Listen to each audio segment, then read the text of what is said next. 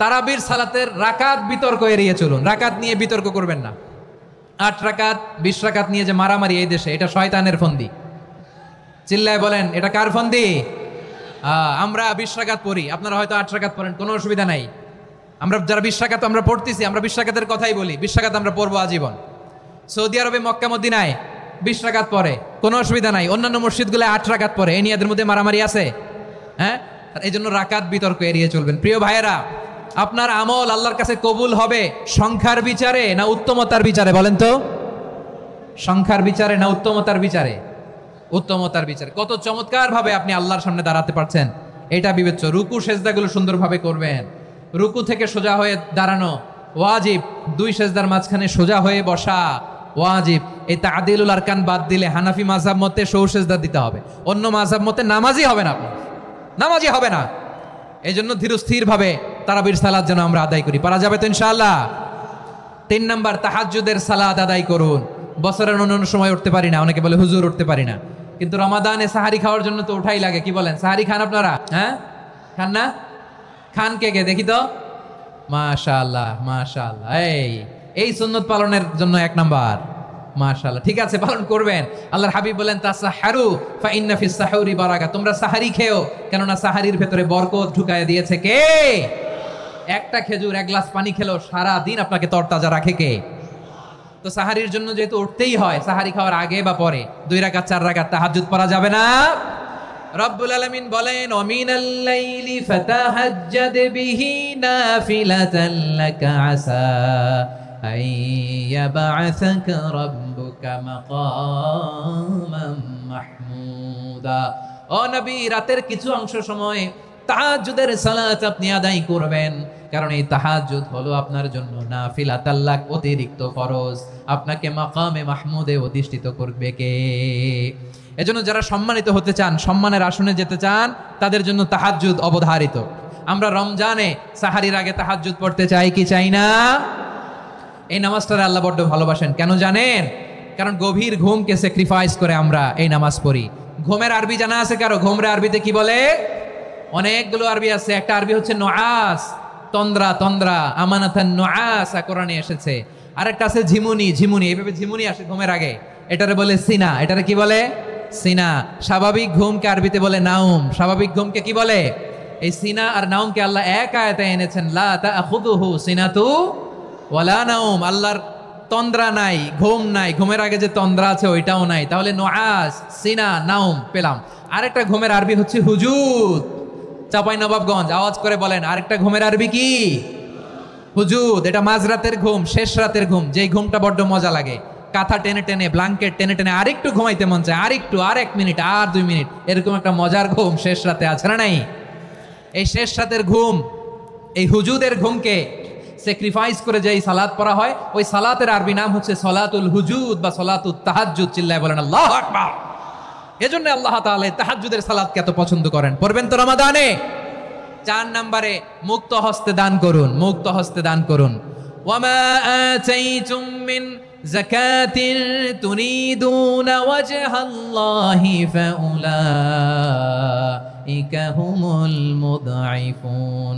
তোমরা মনে করো না যাকাত দিলে তোমাদের সম্পদ কমে যায়, এটা ভেবো না, বরং তোমরা আল্লাহর খুশির জন্য যে যাকাত দাও, তারপরে তোমার যে সম্পদ থাকে ওই সম্পদের মধ্যে প্রবৃদ্ধি দান করে কে? আপনি মনে করছেন দিলে কমে? চাঁপাইনবাবগঞ্জের ভাইয়ের আওয়াজ করে বলেন, দান করলে কি সম্পদ কমে নাকি বাড়ে?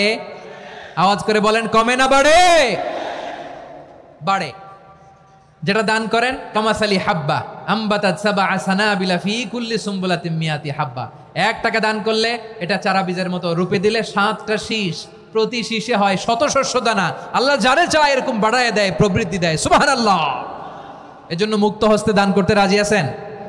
আগে আগে যাকাত ক্যালকুলেট করে রাখেন। আপনার যাকাত বর্ষ যদি পরেও হয়, দেরি করেও হয়, ধরেন যে প্রতি বছর মুহররমে দেন, আপনি আগে দিতে পারবেন। যাকাত অগ্রিম আদায় করা যায়। সুবহানাল্লাহ বলেন।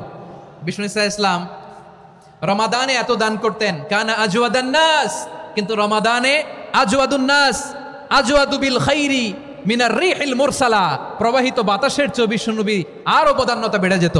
প্রবাহিত বাতাস যেমনি সবাইরে বাতাস দেয়, আস্তিক নাস্তিক মুমিন কাফির সবাইকে শীতল করে দেয়, তেমনি নবীজির রমাদানের দান ছিল এমন, কেউ নবীর কাছে চেয়ে ফিরে গিয়েছে এর নজির নাই। জোরে বলেন সুবহানাল্লাহ।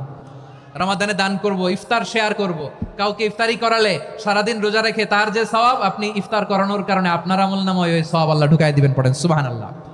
সাহাবারা বললেন, নবী আমরা গরিব মানুষ, ইফতারি খাওয়ানোর পয়সা নাই। আল্লাহর হাবিব বললেন, ওয়ালাউ বিমাজকাতি লাবান, এক ঢোক দুধ, ওয়ালাউ বিতামরা, একটাও খেজুর, ওয়ালাউ বিশারবাতিমা, এক ঢোক পানি খাইয়েও যদি কারো রোজা ভাঙাও, তারপরে ওই সওয়াব তোমার আমলনামায় দিবে কে? তাহলে মুক্ত হস্তে দান করুন, 4 নাম্বার। 5 নাম্বার হচ্ছে কদর তালাশ করুন, রমজানের সবচেয়ে দামি সময়। বিষ্ণু বলেন, মান হরিমা খাইরাহা ফাকাদ হরিম, যে কদর মিস করলো সে সব মিস করলো, হি ইজ দ্য লুজার। আচ্ছা বলেন, এই বরকতের মাসে আমরা কি লুজার হতে চাই না গেইনার হতে চাই? সবাই বলেনি, বলেন এই রমাদানে আমরা লুজার হব না গেইনার হব? ইন্না আনজালনাহু ফি লাইলাতিল কদরি ওয়া মা আদরাকা মা লাইলাতুল কদর, লাইলাতুল কদরি খায়রুম মিন আলফি শাহর। পড়েন আল্লাহু আকবার। লাইলাতুল কদরি খায়রুম মিন আলফি শাহর, 1000 মাসের চেয়েও সেরা। 1000 মাসে হয় 83 বছর 4 মাস। 83 বছর 4 মাস টানা ইবাদত করলে যেই সওয়াব, কদরের রাতে ইবাদত করলে অতটুকু সওয়াব আপনি পাবেন। আল্লাহ সেটা বলে নাই, আল্লাহ বলে তার চাইতো বেশি সওয়াব দিয়ে আপনার আমলনামা ভরে দিবে কে? কদর যেন মিস না হয়। 21, 23, 25, 27, 29, নাকি খালি 27? আপনারা কি খালি 27? হ্যাঁ না, ফালতামিসু ফিল আশরিল আওয়াখিরি ফিল মিনাল ভিতরি, রমজানের শেষ দশকের বেজর রাতগুলোকে কদর হিসেবে তালাশ করো। আল্লাহর হাবিব সাল্লাল্লাহু আলাইহি ওয়াসাল্লাম শেষ 10 দিন টানা ইবাদত করতেন, টানা ইবাদত।